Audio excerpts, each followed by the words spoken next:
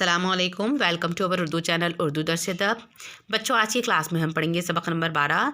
पिछली क्लास में हम सबक नंबर 11 कंप्लीट कर चुके हैं, है ना। आइए अब हम देखते हैं हिस्सा नज़्म की पहली सिन्फ है गज़ल। गज़ल क्या होती है? गज़ल अरबी ज़बान का लफ्ज़ होता है और इसके जो लुग़वी मायने होते हैं, डिक्शनरी में जो इसके मायने हैं वो है महबूब से बातें करने के, गुफ्तगू करने के।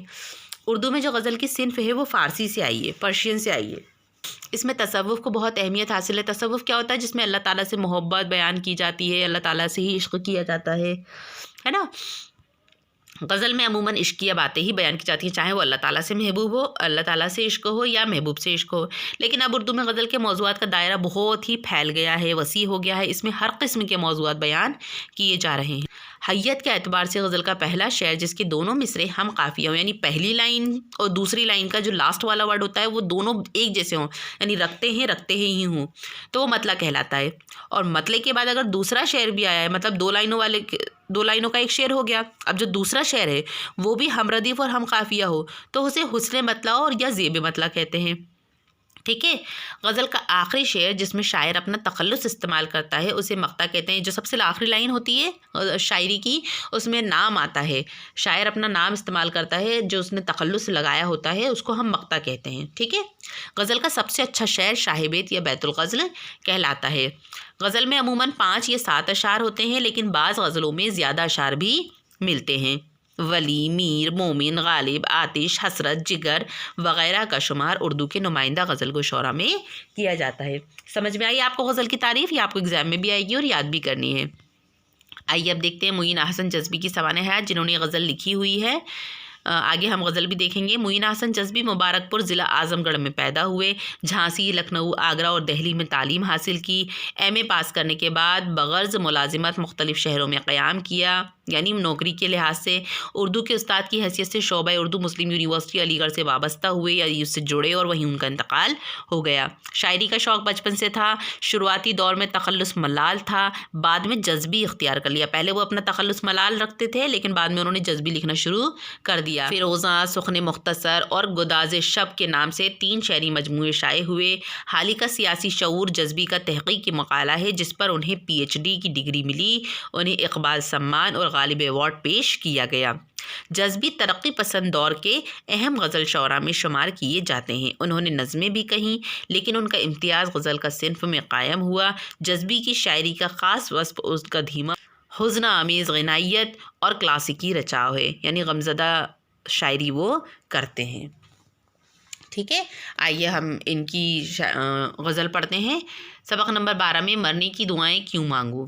मरने की दुआएं क्यों मांगूं, जीने की तमन्ना कौन करे, ये दुनिया हो या वो दुनिया, अब ख्वाहिश दुनिया कौन करे। तो इसमें अहमद जज़्बी इस शेर में क्या कहते हैं? दुनिया से बेनियाज़ी की बात कहते हैं। दरअसल ये उनका मजाज है।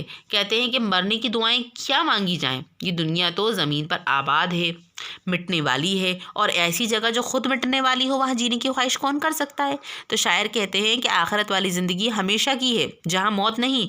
जब दोनों ही दुनियाओं की हकीकत मालूम है कि एक जगह मौत और दूसरी जगह ज़िंदगी, तो दुनिया की तमन्ना करने की ज़रूरत ही क्या है। जब कश्ती साबित व सालिम थी, साहिल की तमन्ना किसको थी, अब ऐसी शिकस्ता कश्ती पर साहिल की तमन्ना कौन करे। तो शायर कहता है कि इस शेर में कि जब कश्ती टूटी फूटी नहीं थी, जब तो किनारे पर पहुंचने की तमन्ना की नहीं। अब जब कश्ती टूट फूट चुकी है तो उसका किनारे तक पहुंचना बहुत मुश्किल है। ऐसी हालत में किनारे तक पहुंचने की तमन्ना कौन कर सकता है। यानी इंसान के लिए यहाँ पर ये वक्त वाली बात है कि इंसान को किसी भी चीज़ की कदर उस वक्त होती है जब वो उसके हाथ से निकल जाती है। यानी जब तक महबूब शायर के साथ था उस वक्त तो उसने उसकी कदर की नहीं, लेकिन अब महबूब के बेवफा हो जाने पर वो पछता रहा है ना। और अगर हकीकी मायनों में देखें कि जब वक्त था तब तो हमने आखिरत की तमन्ना की नहीं, अब जब वक्त हाथ से निकल गया, बूढ़े होने लगे, तब हम आखिरत की तमन्ना कर रहे हैं। ठीक है।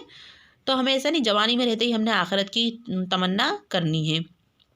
वादे की वफा तुमसे ना हुई, गोजा पे मेरे बन ही गई, गर झूठा हूँ झूठा ही सही, अब तुमको झूठा कौन करे।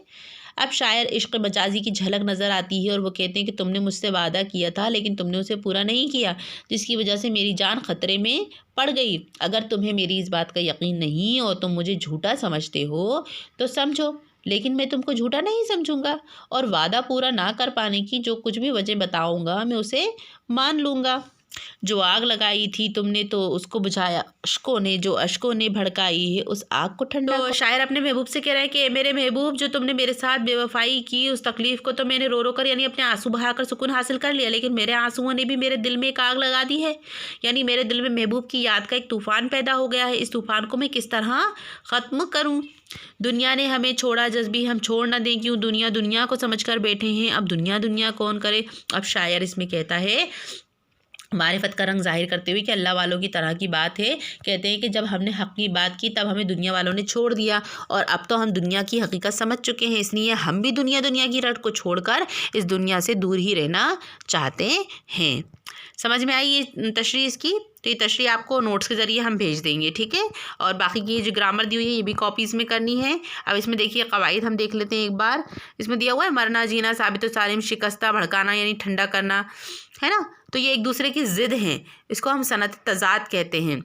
और यहाँ पर दिया हुआ है हम्मानी अल्फाज। हम्मानी क्या होते हैं? जिनकी बनावट अलग हो लेकिन मायने एक हो, यानी दिखने में तो वो अलग अलग दिखते हों लेकिन उनके मायने एक निकलते हो। जैसे आफ़ताब को हम नैर भी कहते हैं, महर भी कहते हैं, खुर्शीद भी कहते हैं सूरज को, शब को रात और लैल भी कहते हैं, गाल को आरिज़ और रुखसार भी कहते हैं, ठीक है। तो ये इस तरह के हम्मानी आपको एग्ज़ाम्स में भी आ सकते हैं, ठीक।